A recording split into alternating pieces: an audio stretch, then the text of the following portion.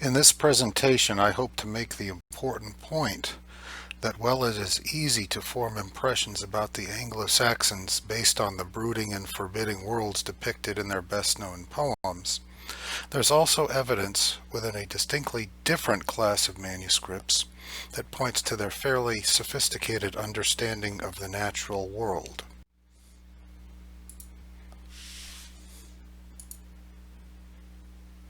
To begin, it is easy to read a work of iconic scholarship like the one I've linked you to by J.R.R. Tolkien, and yes, he's also the author of the Lord of the Rings series, and to imagine the world of Beowulf as haunted and perpetually forbidding. The other article I've included by Giblet offers a sort of reply to Tolkien's positions. It is worthwhile to take a look at both of these pieces just to familiarize yourself with the traditions associated with Anglo-Saxon scholarship. However, another category of literature, less story and more catalog, complicates this perception and even reveals interesting aspects about Anglo-Saxon medicine, science, and perceptions of nature as located in plants, rocks, and animals. Beyond botanies, or catalogues of plants and their known uses, the Anglo-Saxons also had an appreciation for the uses and folklore of specific kinds of stones covered in the lapidary, and that associated with animals as revealed in select bestiaries. While the better-known lapidaries and bestiaries existed across the Channel on the European continent, there were versions that existed in Anglo-Saxon monastic libraries that were copied from these sources.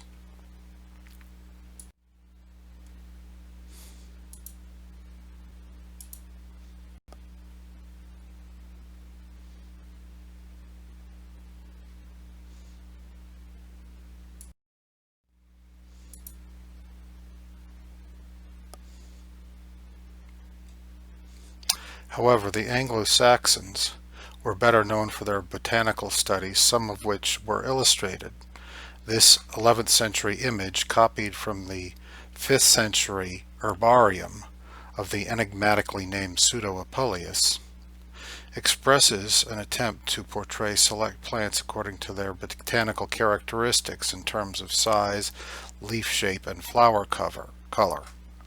Images of Ashmole 1431 are now available online, and a quick Google search will put you into contact with other selections from its folios. It is also worth noting the alternating red and black text and the positioning of plants relative to that text, details which suggest that the writer and illustrator worked independently and that the catalog was used as a guidebook in a monastic hospital where medicines would need to be prepared.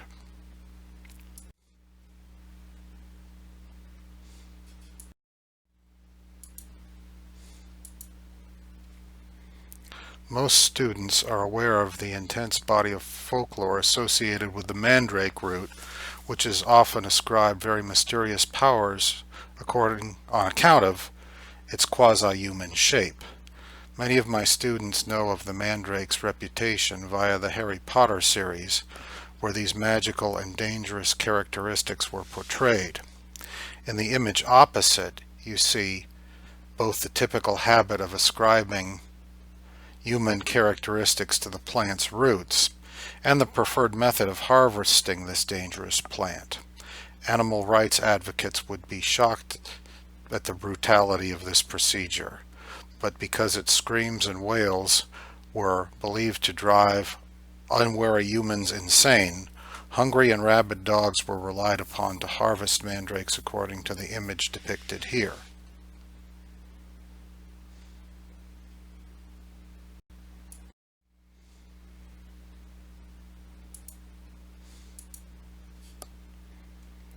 One of the better-known Anglo-Saxons catalogues is the Old English Pharmacopoeia, which I've already referenced by its manuscript name, Cotton Vitellius C3.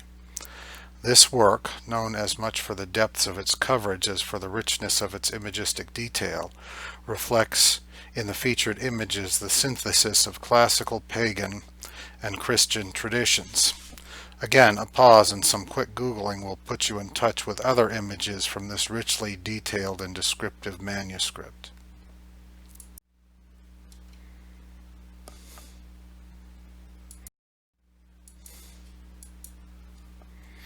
For additional explanation, here are some passages from the facsimile edition, a copy which exists in the Special Collections Department at the University of Tennessee Library.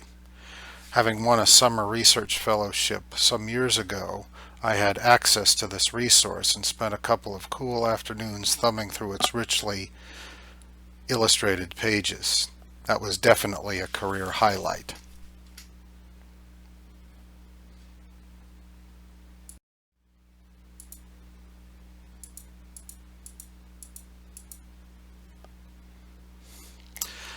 As we look at these resources, it is permissible both to question the origins and character of the knowledge represented.